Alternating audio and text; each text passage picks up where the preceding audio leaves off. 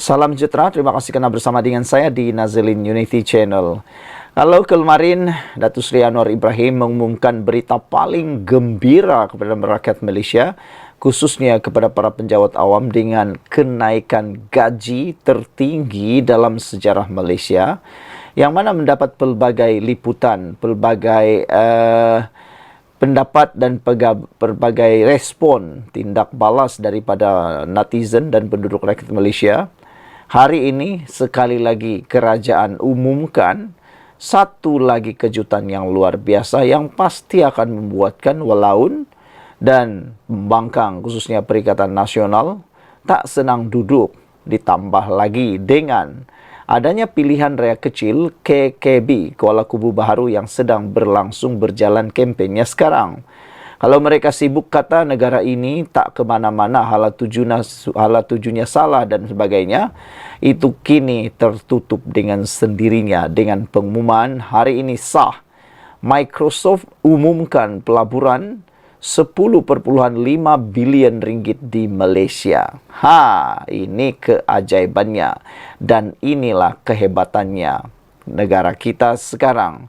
Bukan sahaja kena kehebatan kerajaan perpaduan pimpinan Anwar Ibrahim, tetapi juga kerana kehebatan rakyat Malaysia sendiri, sehingga kita semakin digemari oleh para pelabur di luar sana. Dan untuk makluman anda semua, satu perkara yang menjadi tarikan untuk pelabur masuk di mana-mana negara di seluruh dunia ini ialah kestabilan politik dan kestabilan pentadbiran negara.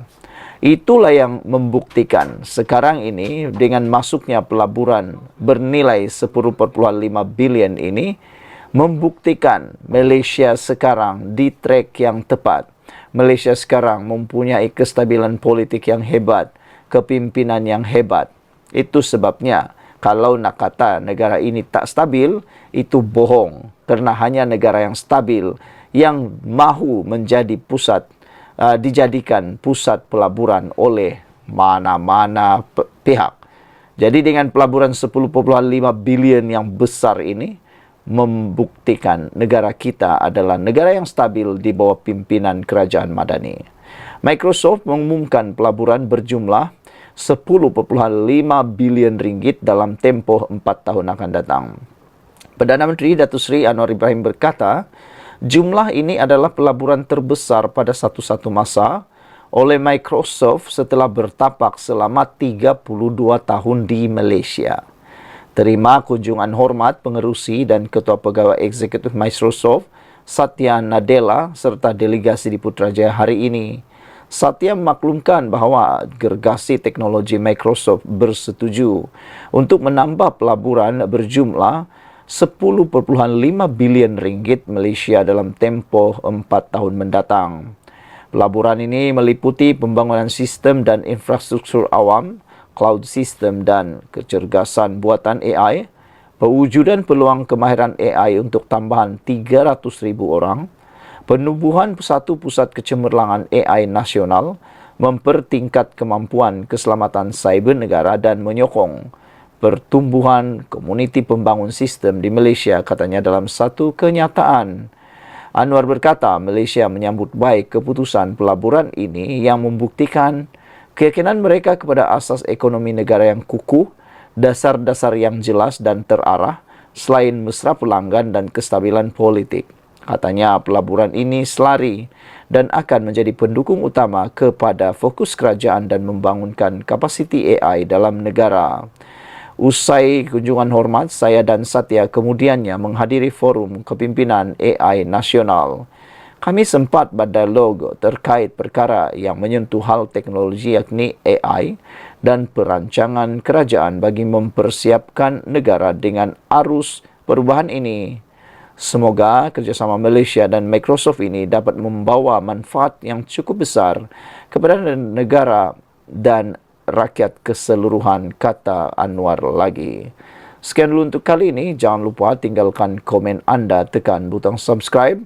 Malaysia, bukti kita adalah negara yang disukai oleh pelaburan. Pelaburan Microsoft 2.2 bilion bukti keyakinan global kepada Malaysia, kata Anwar Ibrahim. Kita jumpa lagi. Salam sejahtera. Terima kasih kerana bersama dengan saya di Nazilin Unity Channel. Tahanan rumah buat Najib hina kedaulatan undang-undang, dipetik daripada Malaysia Kini. Isu titah edendum dan isu tahanan rumah Najib baru-baru ini menggemparkan seluruh Malaysia. Ini telah menjadi buah mulut di mana-mana. Menjadi persoalan juga daripada netizen ialah kalau Najib dibenarkan ditahan di rumah, apa akan jadi dengan kes-kes beliau yang sedang berjalan lagi? Antaranya ialah kes utama berkait dengan 1MDB. Kerana sebelum ini, bagi mereka yang belum tahu, Najib dipenjarakan sekarang ini kerana beliau didapati dan disabitkan bersalah dalam kes SRC, sebuah anak syarikat daripada 1MDB. Jadi, itu cerita SRC. Yang Najib dipenjarakan ialah SRC. Bagaimana pula dengan kes 1MDB yang masih berjalan sekarang? Mereka punya persoalan ialah, kalaulah Najib kalah di dalam isu 1MDB, adakah beliau akan diangkut semula dan dimasukkan pula dalam penjara walaupun sudah mendapat perintah tahanan rumah? Bagaimana nanti adalah dua lagi keputusan yang mungkin perlu lagi diselesaikan, kata mereka. Jadi ada beberapa netizen memberikan cadangan dan pendapat. Mereka kata, kalau begitu biarlah habis dulu semua kes perbicaraan Najib, barulah diputuskan sama ada Najib perlu tinggal di rumah sebagai tahanan rumah atau beliau terus di dalam penjara sahaja. Hari ini, satu artikel ini dipetik daripada Malaysia Kini benar-benar membuka minda kita. Tahanan rumah buat Najib hina kedaulatan undang-undang, kata laporan ini. Membenarkan tahanan rumah buat bekas Perdana Menteri Najib Razak akan menghina kedaulatan undang-undang, kata Projek Stability dan Accountability untuk Malaysia Projek Sama. Ini kerana Menteri Dalam Negeri belum membuat sebarang peraturan untuk membolehkan tahanan rumah, katanya dalam satu kenyataan hari ini.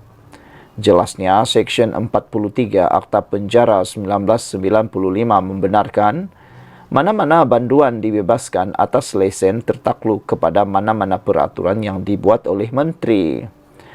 Membebaskan Najib atas nama tahanan rumah akan menjadi penghinaan terhadap kedaulatan undang-undang. Ia akan menjadi demonstrasi terang-terangan di standard penguatkuasaan undang-undang. Paling teruk, ia akan menjadi subversi terhadap raja berperlembagaan dan demokrasi berparlimen, subversi kepada asas negara Malaysia, kata Badan Pemerhati Reformasi institusi itu. Jika lampiran yang menggantikan hukuman Mahkamah Najib dengan tahanan rumah wujud, maka ini bertentangan dengan prinsip bahawa undang-undang hanya boleh digubal oleh badan perundangan dan kerajaan yang dipilih tambahnya. Projek Sama merujuk kepada dakwaan perintah edendum yang dikeluarkan oleh bekas Yang di-Pertuan Agong Al-Sultan Abdullah Riyatuddin Al-Mustafa Bilal Shah pada Januari lalu, dan afidavit Timbalan Perdana Menteri Ahmad Zaid Hamidi yang mengesahkan kewujudan dokumen itu. Najib memohon kebenaran untuk memaksa pelbagai wakil kerajaan, Menteri Dalam Negeri, Peguam Negara, Lembaga Pengampunan, Kerajaan Persekutuan dan beberapa responden lain untuk mengesahkan edendum diraja itu. Bagaimanapun, semakan oleh Malaysia Kini mendapati peruntukan tahanan rumah ketika ini tidak wujud dalam Undang-Undang Malaysia. Pada 2 Februari lalu, Lembaga Pengampunan mengurangkan hukuman penjara Najib daripada 12 tahun kepada 6 tahun dan mengurangkan dendanya daripada 210 juta kepada 50 juta ringgit. Najib dikurung di penjara Kajang selepas disabitkan kesalahan dalam kes rasuah SRC Internasional membabitkan penyelewengan RM42 juta ringgit Malaysia. Hukuman 12 tahun dan sabitan itu dijatuhkan oleh Mahkamah Tinggi dan dikekalkan oleh Mahkamah Rayuan serta Mahkamah Persekutuan. Komen daripada netizen berkait isu ini ialah, Green Cheetah 3221 kata bukan saja hina kedaulatan undang-undang, juga menghina rakyat Malaysia. AKJ kata sekiranya kewujudan Edindum ini benar, ia hanya menjatuhkan imej lembaga pengampunan.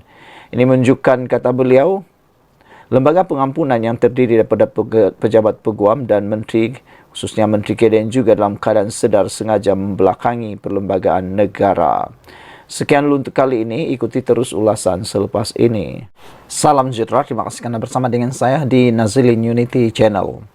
Hari ini kita dikejutkan dengan keputusan daripada mahkamah berkaitan dengan titah edindum, titah tambahan pengampunan Najib, iaitu titah yang berkaitan dengan tahanan rumah. Baru-baru ini, Zafrul telah pun memfailkan permohonan untuk membuat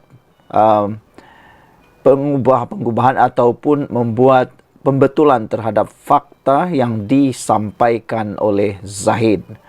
Terkini, Tengku Zafrul gagal fail affidavit atas perintah tambahan. Mahkamah Tinggi enggan memberi kebenaran atas alasan tiada peruntukan undang-undang untuk individu, bukan pihak dalam prosiding semakan kehakiman memfailkan affidavit. Menjadi persoalan ialah, adakah dengan ini akan memudaratkan kes tersebut selepas percubaan Tengku Zafrul gagal di dalam memfailkan affidavit, membetulkan fakta dalam affidavit Zahid Hamidi. Tengku Zafrul memohon untuk memfailkan affidavit bagi membetulkan kesilapan tertentu berhubung perintah tambahan membenarkan Najib Razak menghabiskan baki hukumannya bawah tahanan rumah. Mahkamah Tinggi enggan memberi kebenaran kepada Tengku Zafrul Abdul Aziz memfailkan affidavit bagi membetulkan kesilapan tertentu berhubung dakwaan perintah tambahan Najib Razak menghabiskan baki hukumannya di bawah tahanan rumah. Peguam Kanan Persekutuan Samsul Bol Hashan yang mewakili kerajaan berkata, mahkamah menolak permohonan itu atas alasan tiada peruntukan undang-undang untuk individu bukan pihak dalam prosiding semakan kehakiman memfailkan affidavit. Tetapi Samsul berkata, mahkamah memaklumkan Tengku Zafrul dan peguamnya boleh mencuba sekali lagi jika Najib dibenar meneruskan cabaran undang-undangnya. Menteri Pelaburan, Perdagangan dan Industri diwakili Peguam Sunil Abraham, manakala Syafi Abdullah mewakili Najib. Dalam permohonan difailkan pada 1 April, Najib mendakwa yang di Pertuan Agong Al-Sultan Abdullah Sultan Ahmad Shah mengeluarkan perintah tambahan semasa mesyuarat Lembaga Pengampunan Wilayah Persekutuan pada 29 Januari, sehari sebelum penggal baginda berakhir. Bagaimanapun, Najib mendakwa perintah tambahan itu tidak diumumkan oleh lembaga pada 2 Februari dan kerajaan melakukan penghinaan kerana tidak melaksanakan perintah tambahan itu. Najib juga berkata, peguamnya menulis surat kepada Perdana Menteri Anwar Ibrahim, Timbalan Perdana Menteri Zahid Hamidi, Menteri Dalam Negeri Saifuddin Nasution Ismail dan Menteri di Jabatan Perdana Menteri Undang-Undang dan Reformasi Institusi Azalid Uthman Said untuk mengesahkan sama ada perintah tambahan itu wujud. Mereka tidak menerima sebarang jawapan. Najib mahu mahkamah memaksa kerajaan melaksanakan perintah tambahan itu jika wujud dan meletakkannya di bawah tahanan rumah. Zahid memfailkan affidavit untuk menyokong permohonan cabaran undang-undang Najib dengan mendakwa Tengku Zafrul telah menunjukkan kepadanya perintah tambahan semasa pertemuan mereka.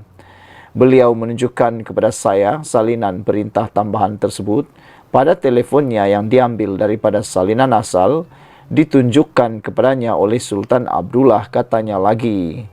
Mahkamah Tinggi menetapkan 5 Januari untuk memutuskan sama ada membenarkan Najib meneruskan cabaran undang-undangnya. Sekian dulu untuk kali ini. Jangan lupa tinggalkan komen Anda. Kita jumpa lagi.